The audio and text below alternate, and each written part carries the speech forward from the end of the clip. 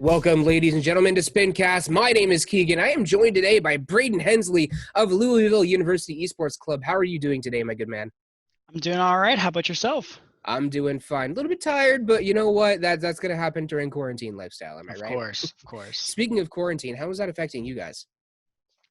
So it of course shut down a couple of events that we had going for the end of the spring semester. Um, right now for the summer, we usually don't do too much. Most of it's going into planning for the next year, so that hasn't been affected too much.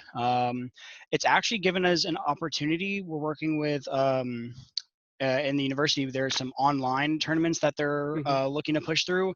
Actually, there's going to be the first one's going to be mid to late June. So that one's coming up, but it hasn't really been announced yet. So this might be the first you hear about it. Hmm. Um, but other than that, I mean, we've lost some opportunity at the end of the year. We, depending on how things are going to shape up for the fall semester, we might have to do things online again.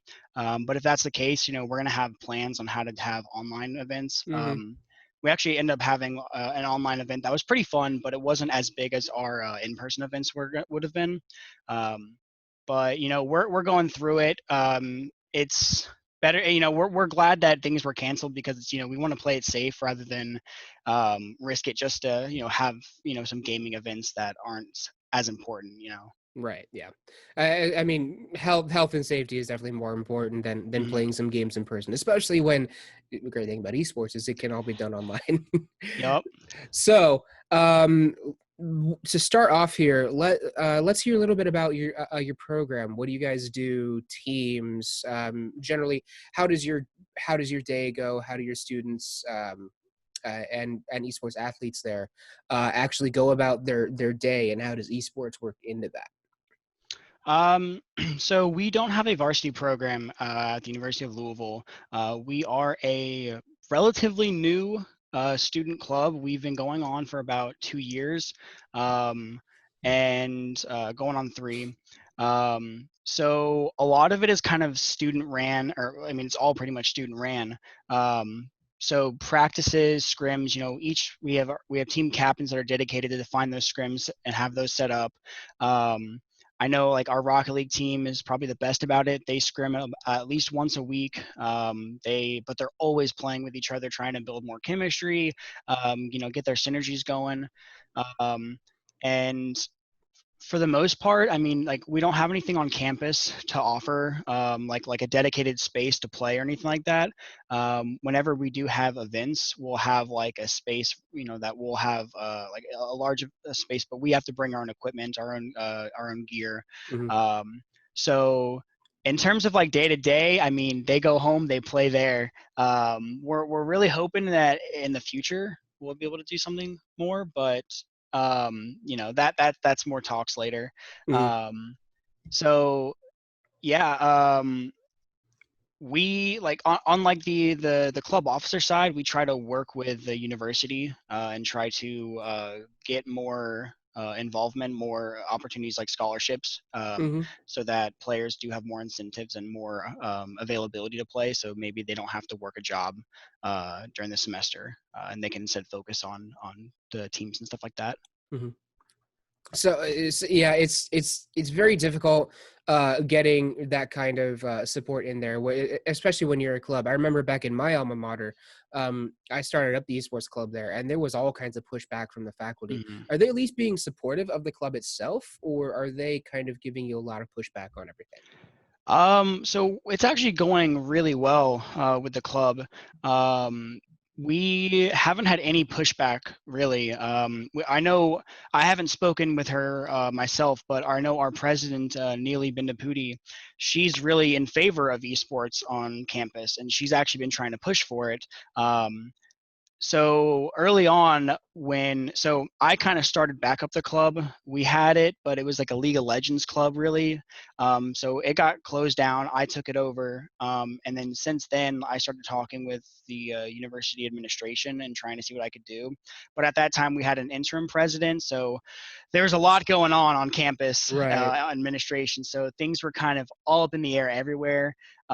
Same thing with funding. So there hasn't always been an abundance to throw our way. But I think now that like the dust has settled, things have really calmed down, and we're looking towards new technology partnerships. I think it was Intel, I think, that Louisville had a partnership with. I think like building off that, they want to continue on. So behind the scenes, there's some support, and we haven't. So our advisor is the associate athletic director, Matt Banker, Mhm. and we've been working with him since the beginning, and he's been really helpful getting us, small things at first, like giveaway prizes, things like that. He was helpful with getting us like our Rock League team jerseys, things like that. But I think going forward in the future, we're definitely looking for some more standard varsity level Mhm. supports. Um, whether it's just like a place to play, or if they're going to have like a dedicated practice arena, things like that, Mhm. scholarships.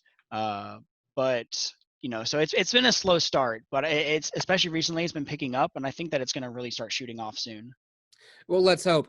And it's so shooting off is certainly going to be your shooting for a varsity program. I'm Mm, certain of that. Now, without a varsity program, I know it can be extraordinarily difficult to recruit students, especially coming from high schools,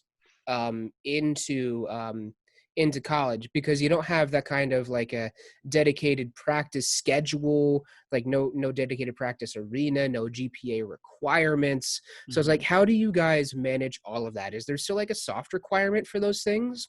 Or do you kind of let the players do what they want to do? Uh, because I'm sure a lot of parents would want to hear it's like, we have X X X X, they're on this schedule and stuff like that. So that's an interesting question for where we're at right now. Up until I'd say like this last semester, we did not have a lot of leverage on the players and the teams, because as a club, outside of like the events we host, we didn't have a lot to offer the teams themselves. So it was kind of hard to say for us. You have to have a GPA of this much. You have to pay club dues or whatever we would want to say to support the growth. They could just say, I'm not interested, I'll just not be a part of the club, but I'll still be on a team, and like we'll just drop out and still play in the tournaments, whatever they're going to do. So we've been kind of building up like our benefits to the club, as you might say, Hmm. and we're trying to get a lot more incentives to be able to say, we'd really like to see you have this GPA, or we really want to see this level of practice commitment, and whatever else we're going to ask of them. So we're looking at the next semester, next year, kind of starting to shift towards that dynamic, because we do think it's a positive thing to require some of those things, just to have a little bit of extra encouragement, so you don't only focus on gaming and it tanks your GPA, which I do know some people that has happened to, Yeah. and um, yeah, I had a point, I lost it. So yes, we're kind of shifting in that direction. In terms of actual like high school recruitment, though, we have been working with a couple of the local county high schools, because a lot of us in the club, and so I'm from Louisville, so I went to high school at the high school across the street from Louisville, and we have other members that went to high school around the city. So there's a lot of bridges that are still there, and we've gone to one of the high schools, and we went to one of their esports meetings, and a couple of our officers played Smash Bros with them, and they had a lot of fun. And so for actual like high school side and picking that up, we're just trying to kind of build those relationships, because we can't offer scholarships, but we can say, like, if you're going to Louisville, or if Louisville's on your list, like, we're a community, we're a family, we have a lot of fun, and we're also trying to say, we might not have scholarships yet, but a couple years, and we'll be there. So Hmm. yeah.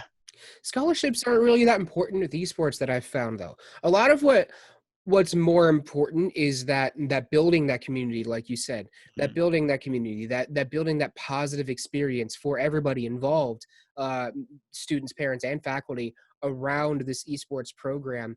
and making sure students are doing it healthily. And that's something that you guys seem to be doing as a club, Mhm. especially doing very, very well. But I can imagine that having that varsity support will definitely help you guys in in the future when Yeah. then you can say it's like, hey, you have to have this GPA or you're out. Yeah. And yeah, that's something that's definitely going to be helpful for you guys. And I think you can also say to any student coming in, say, hey, you will have a chance to build this program to that point and Yeah. actually make this something that you have influence in. Yeah. And I think that that's a very interesting point because I've never actually heard or thought that how little the scholarships were would have an impact. Because at least from my perspective from Louisville, I went in and I actually didn't plan on getting involved with esports at all. I said I'm going to swear off video games for college. I'm not going to get involved with it. It's going to waste my time. It'll take my GPA and everything like that. But um, I ended up getting involved because of opportunities I saw to grow the club and grow the scene at Louisville because I didn't nobody else is doing it, and so I figured I could do it myself. But if it wasn't for that, I don't know if I would have gotten involved. Because for me, I'm an engineering major, and that's very time consuming and it takes a lot of work.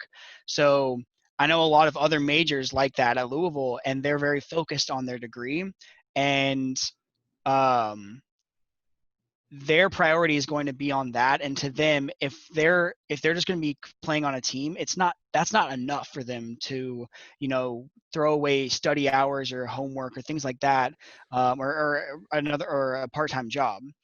For them, from scholarships, it would be a very big reason to stay involved. Hmm. Because a lot of high school people I went to high school with that went to Louisville as well, they were really big into League of Legends, and then they just completely dropped it once they got to college because they're going into pre-med, or a number of rigorous degrees that um, they just didn't have the time for video games. Hmm. So I think depends on the person, depends on the major, but I don't know, I guess maybe because we have a community, like a good base for that, Hmm. I notice the scholarships having more impact, at least for us. Okay. Yeah, and they are always nice to be able to reach out to those students as to be like, hey, here's motivation.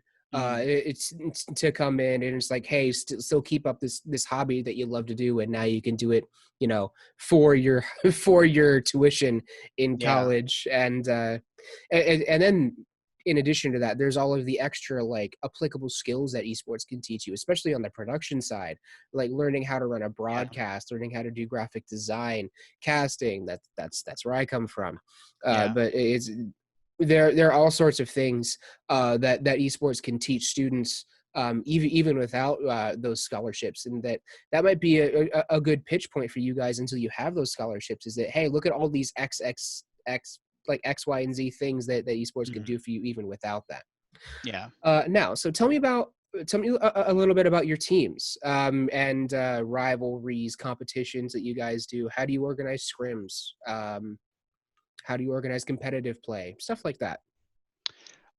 So we have a Rocket League team that's been going around for a couple of years now. The core team's all there, whether they've moved down to the B team or stayed on the A team. So Rocket League has been one of our largest and longest teams. We actually have a couple officers that are on the teams as well, so they're very involved. We also have a League of Legends team that's been going on it for a couple of years. Overwatch. From what I understand, the players hate the game, but it's their game and they play it, which I think is That the whole seems to scene. that seems to be a common sentiment with Overwatch right now. Yep. So I'm never quite sure if they're still a team, but they are always playing and they're always doing scrims, so I think they are. Then we have individual Super Smash Bros. Players. We have one of our members is a JDB, and he is the number one, number two Smash player in Kentucky. So we're very proud of him.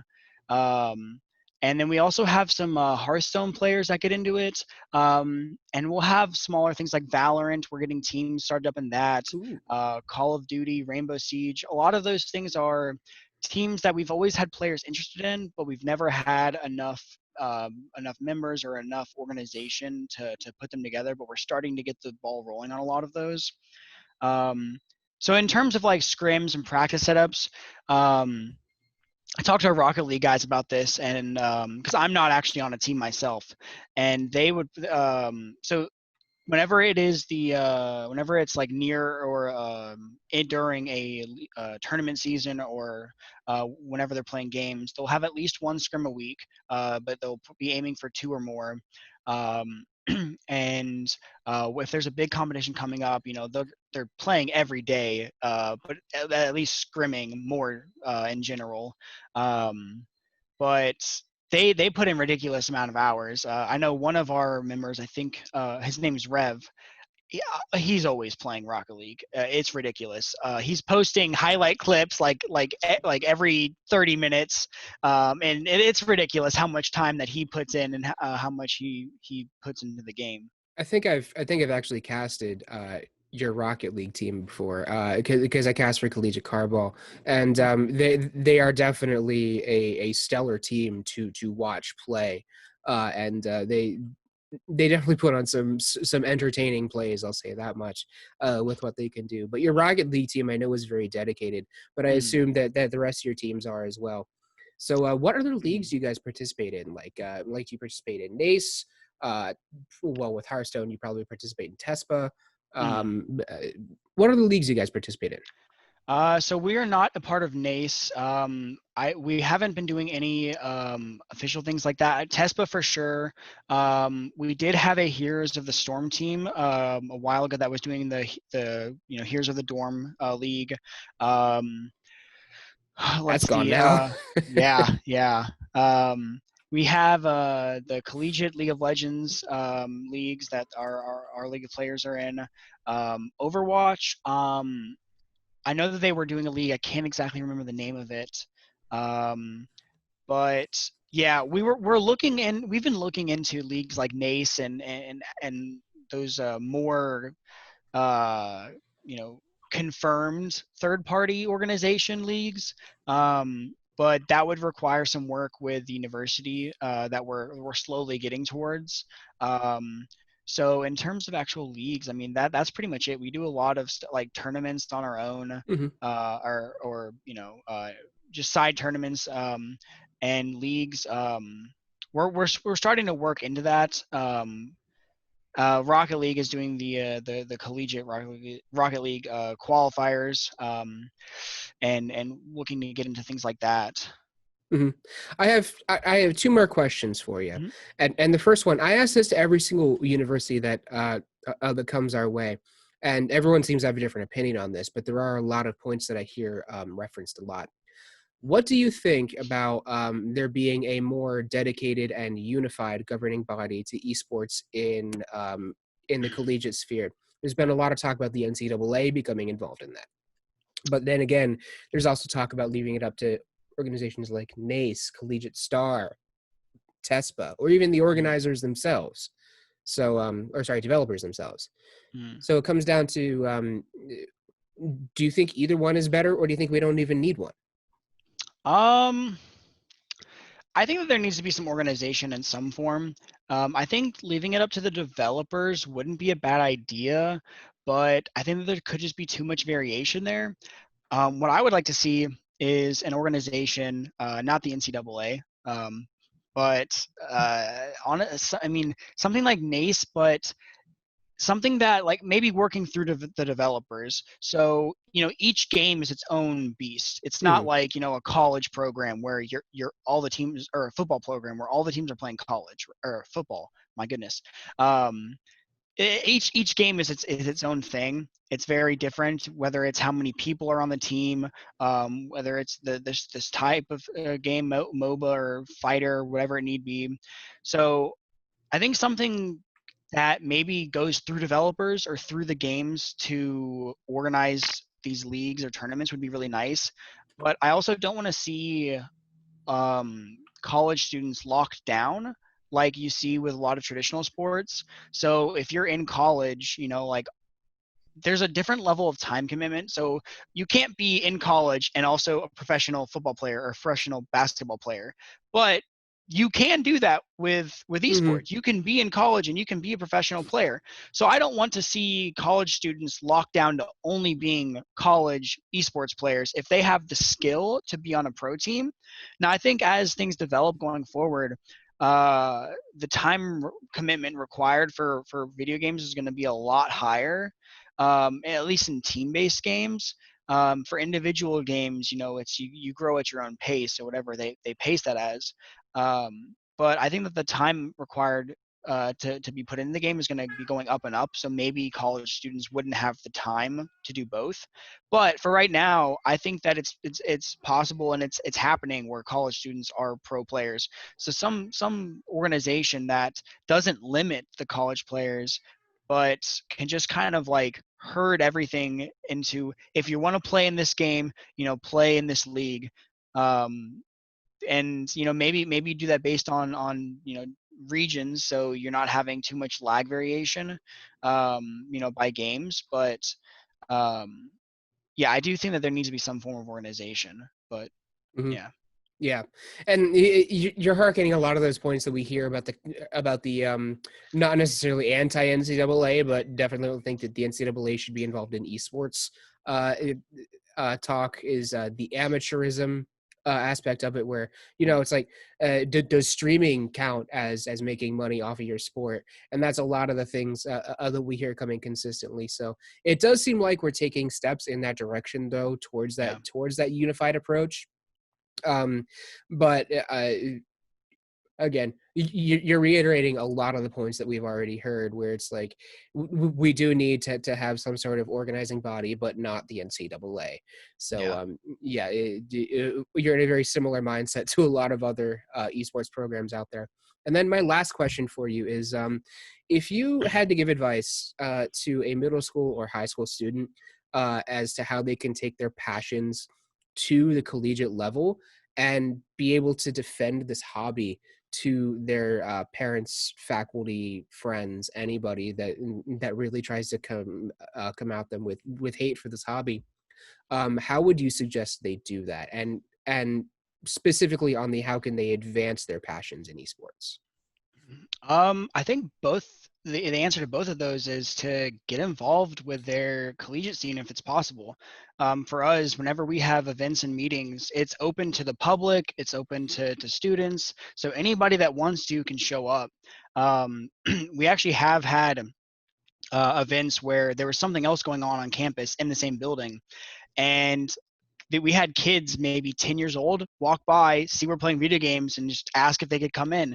And of course, yeah, they come in, they're having a great time, they're playing the games. But we could do that every time. And you could come in, and if you're good at Super Smash Bros, come in and play some of our people, beat them, talk some smack. We want to see that. Whether you want to come in and talk about League of Legends, Rocket League, people will talk with you, people will play with you. And that's how you get more, like you'll pick up a lot of knowledge and skill, because a lot of our players are experienced players that have been doing it for years. And you'll get better. You'll also get the community that you might not have at a middle school or high school, which is much smaller. Right. And I think a lot of parents, of course, parents are welcome too to come in and see what's going on, see how things are. And they'll see that it's not just a bunch of, greasy kids playing video games, in basements. It's a lot of it, like, it's very positive and welcoming community for us. And Mm-hmm. they'll see it. There's a lot of great benefits to it, and a lot of love and community around us. Mm-hmm. And so they'll get more they'll see that it's more, they'll see it as more of a positive. And being able, like, having your parents be able to talk to people like me or other officers or other faculty of the universities, to get more information about it, is a really convincing step if you are a middle school or high schooler, because they're more likely, unfortunately, to believe somebody that is older and just more credible with it. Yeah. And we at Spin like to make the analogy for there's esports and then there's gaming, because you made like the comparison to like the greasy gamer in his mother's basement with no lights on and never goes outside, who playing World of Warcraft all day. But no, that's not what an esports athlete looks like at all. Esports Mhm. athletes are usually, in shape, respectable, have a good social Yeah. life, have their life balanced. Because I mean, if you don't, you're not going to play as effectively. Yep. But it's like the comparison we like to make is gamers are playing a game of pickup basketball, just at your local court, and then esports athletes are playing in the NBA. Yeah. Those are two entirely different games with how they Yeah. function, and it's there's the stigma around esports athletes that still it's like they're just the greasy, sweaty, never go outside, no social life. But there's so much more. And Yeah. Braden, that is what you guys are trying to do at Louisville University and trying to get that point across, even without that support from a varsity side. And you guys are doing fantastically there. It sounds like you guys are on your way to Yeah. having an even better program than you already have, and you've already taken the steps. And I wish you so much luck in getting those scholarships, getting that varsity support that you guys need to kind of keep moving that program up. And I'm sorry, I have to pause the recording here. I wish you guys the best of luck in getting that varsity support that and those scholarships that you guys need to continue moving your program up, because you guys are doing a fantastic job of it so far. And I thank you so much for coming on the podcast today, Braden. Is there anything lastly that you'd like to say to our viewers? Um, well, I want to thank you for having me on here. It was a pleasure. Love to be here. Um, check us out. We have a Discord. If you find us on Twitter, I will pull up the handle. Um, but yeah, we are at U of L Esports on Twitter. You can find us. We have a Discord you can hop into, get connected with us. We love to make new friends and grow ourselves as a club. A lot of that really helps us out as well, growing as a program. But you'll see us glow up. We're big into sports. We're gonna be even bigger into esports. So we'll get there very soon, and we'll make a lot of noise. So. Well, I'm sure you will. Stay safe out there, Braden. And thank you all for coming out and watching Spincast today. Stay happy, stay healthy, and stay plugged in.